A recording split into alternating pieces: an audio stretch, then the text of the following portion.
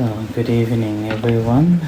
Um, good evening, old friends, new friends, uh, and standard friends. So, good evening. Tonight we still have a monk as well as a nun still with us. Those who came to attend the Katina ceremony. And our Katina also went very well. Particularly, the weather was so good, no wind and no rain, and a little bit of sunshine as well. It was warm, and everybody cheering, happy. And I got the feedback that those who use the garden room, they enjoyed it much, very much. So kind of they didn't want to leave when I called them to come to the barn for the service. So addicted. So like that. So when we have good weather, we are happy. When we don't have a good weather, bad weather, then we are not happy. But this weather is something that happens on its own way. We have no control over it. But because of that, it's normally affects to our mental state and how we react to it. So it's a matter of how we realize and aware of that and ability to deal with that mindfully. If we have mindfulness, then it will have a less impact. If we are not mindful, then we will get more impact, and that's how it causes trouble.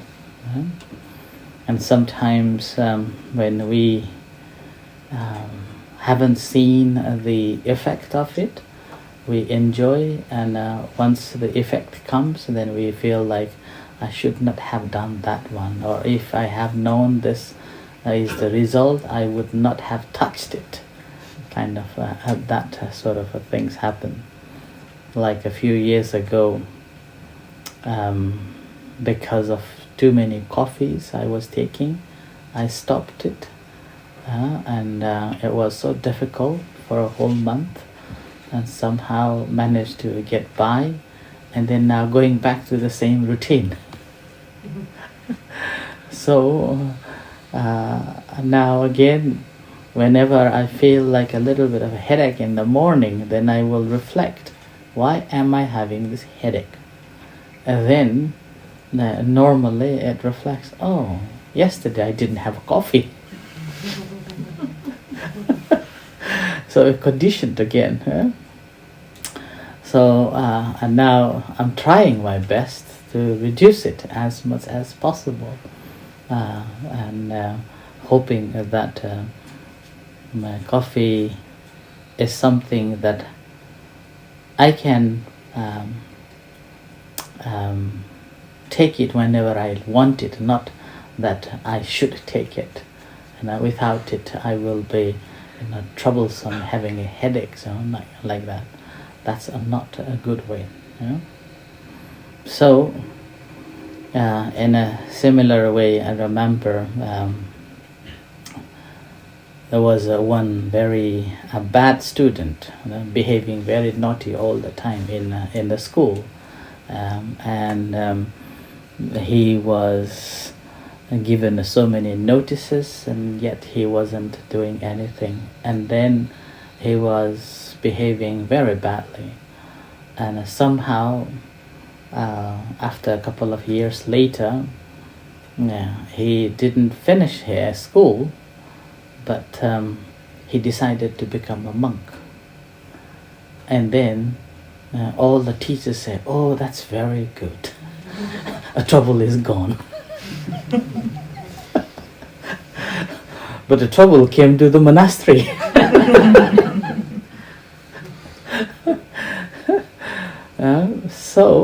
But however,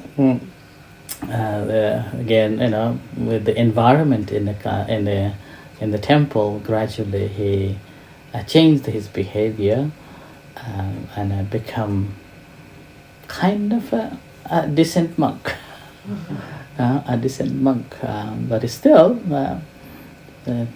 keeping the same similar attitude and behaviors, but compared to the past, much better. So like that.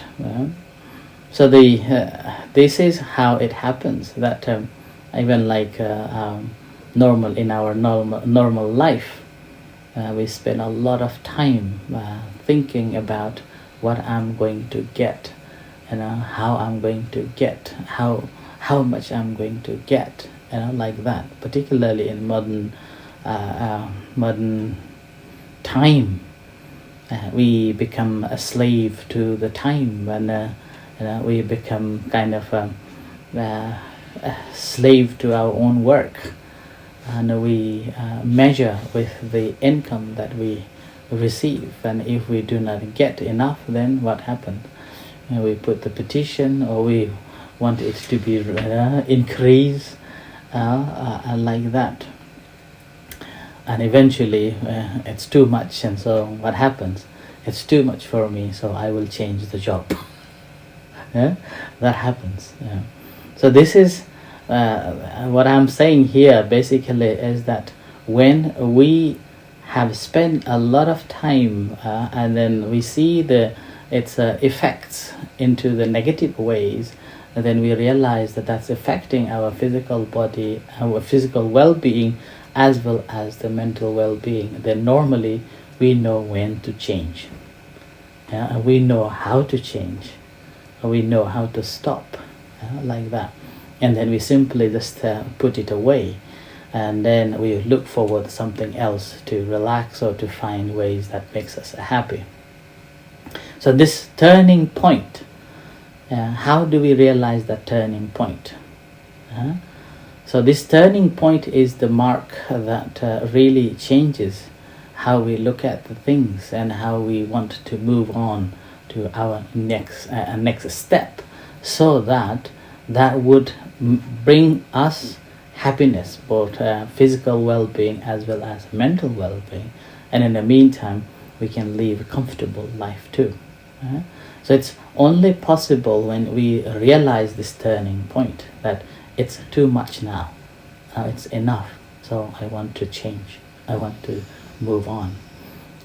And this moving on is something that we have to look at on. And with that again, oftentimes